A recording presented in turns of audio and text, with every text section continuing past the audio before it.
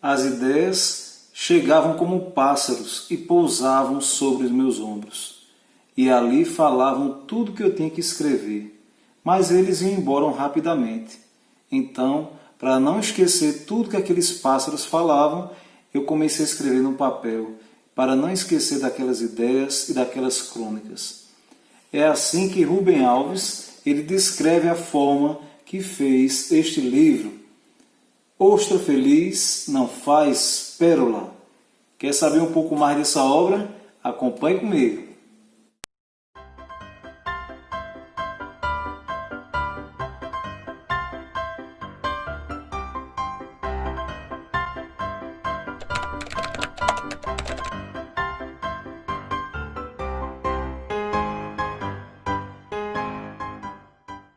Antes de mais nada, não esqueça da sua colaboração aqui no nosso canal Histórias e Histórias.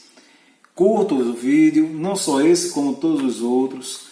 Também se inscreva, ative o sininho para receber todos os novos vídeos e compartilhe com todas as pessoas que você gosta.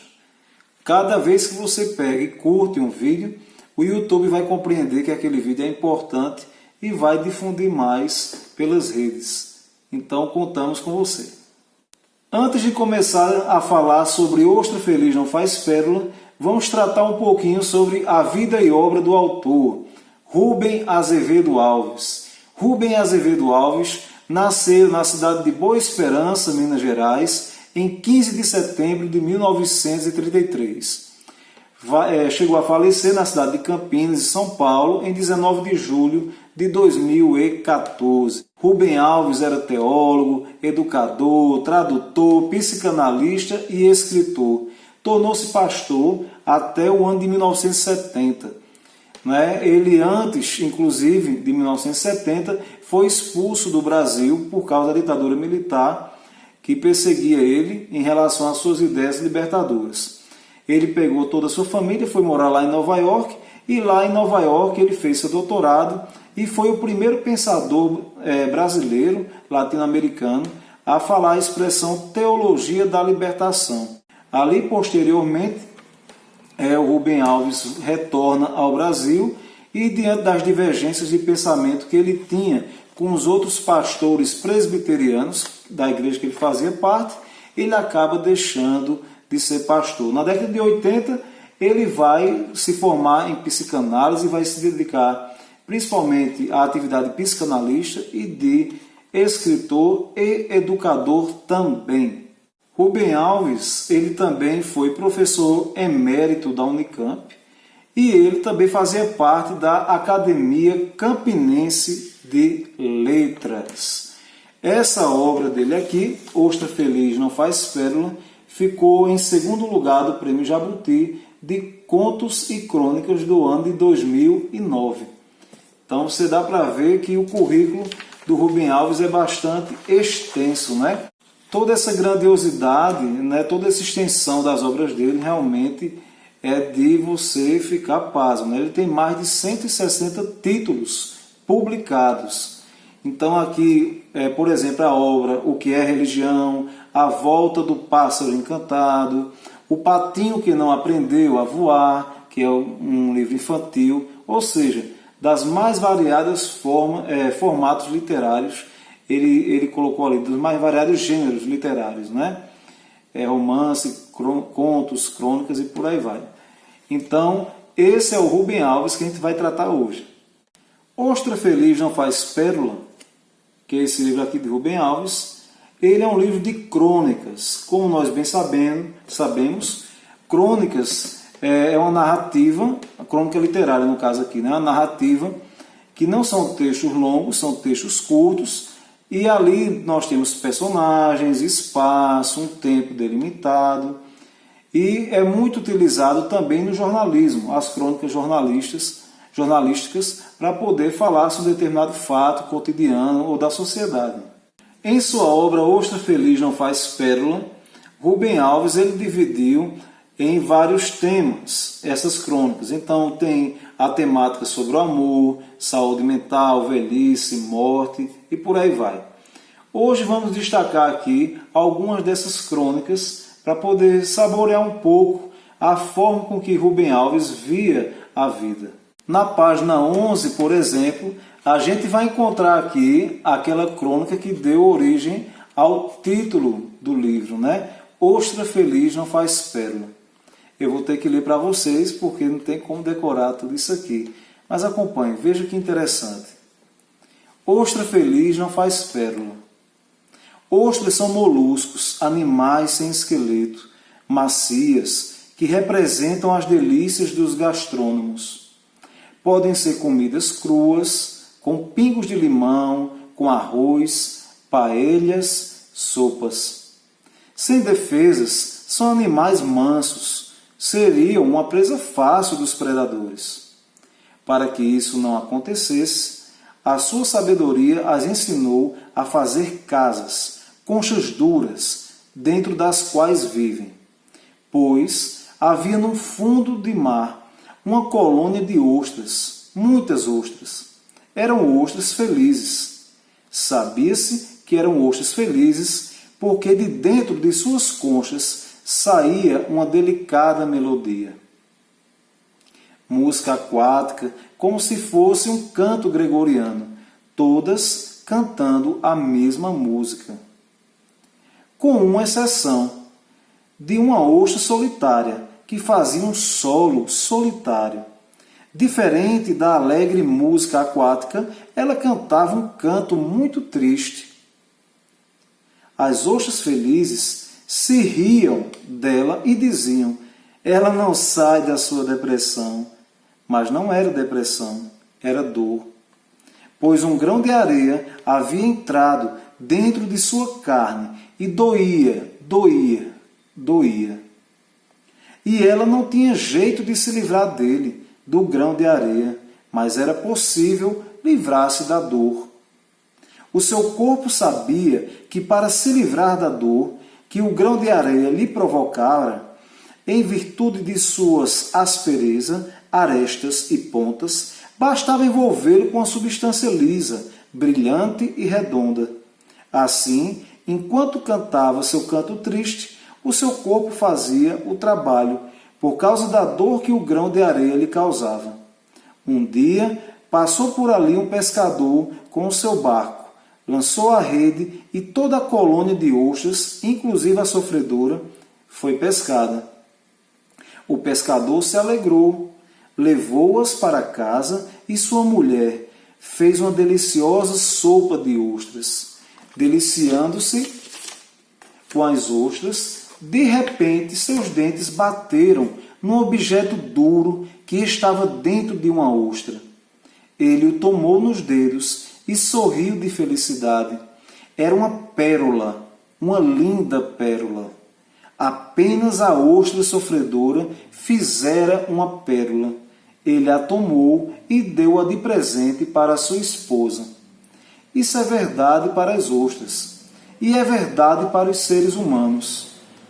No seu ensaio sobre o nascimento da tragédia grega a partir do espírito da música, Nietzsche observou que os gregos, por oposição aos cristãos, levavam a tragédia a sério.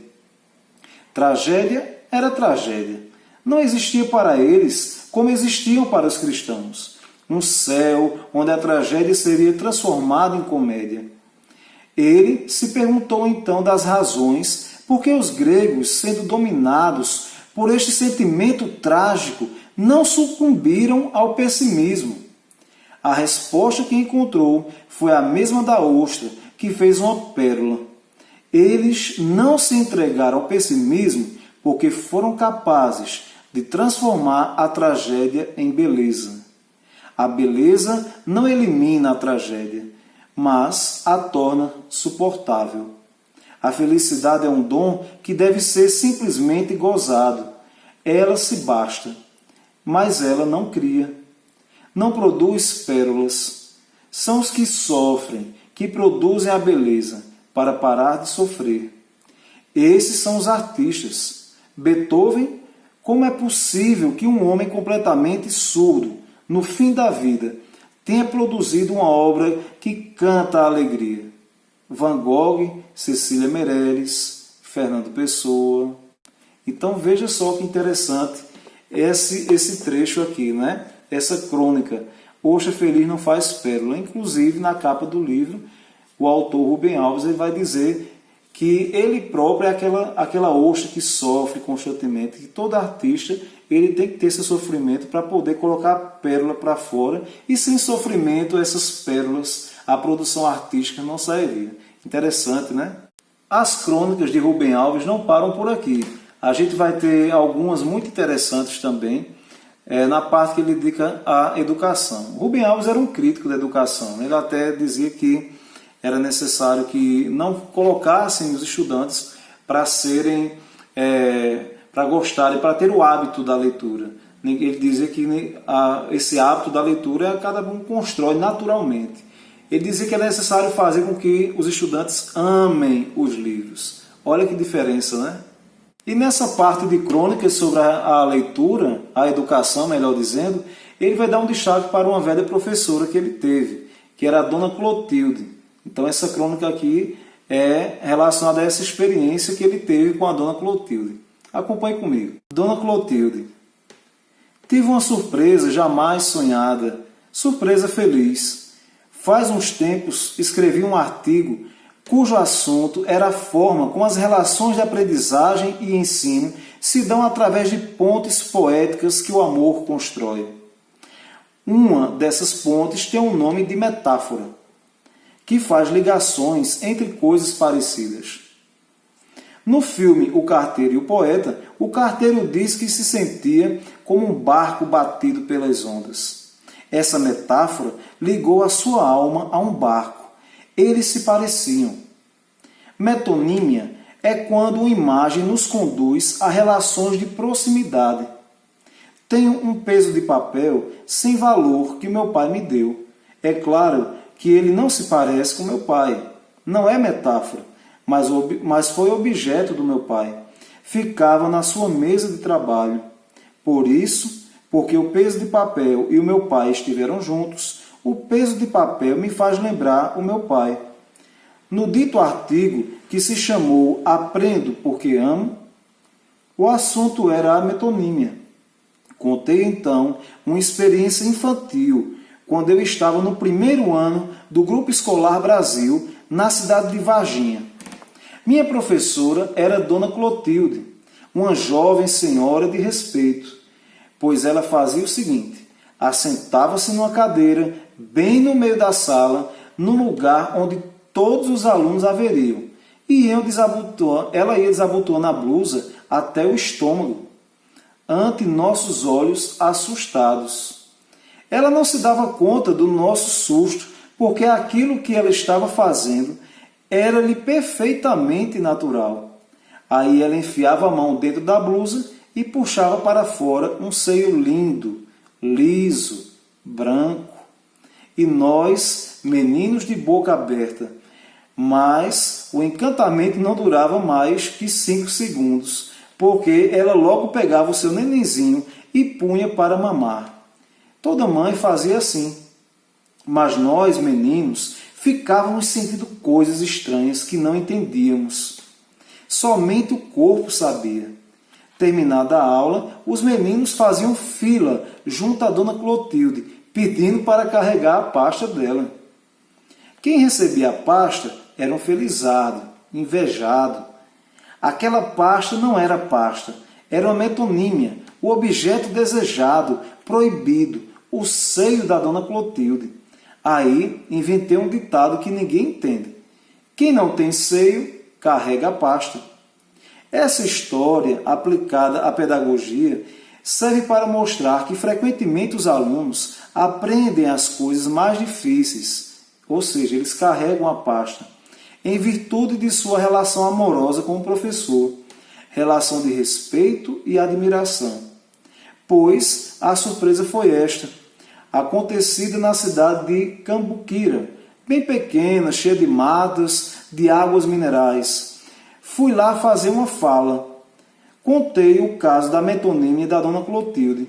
Todo mundo riu. Ao final veio a surpresa. Disseram-me que a Dona Clotilde está viva. 92 anos de idade. Mas assombroso é que ela, aos 90 anos, defendeu tese de mestrado. E sua cabeça está mais lúcida do que nunca, cheia de indagações metafísicas. Que alegria! Interessante essa história de Dona Clotilde, né? Essa crônica sobre ela aí.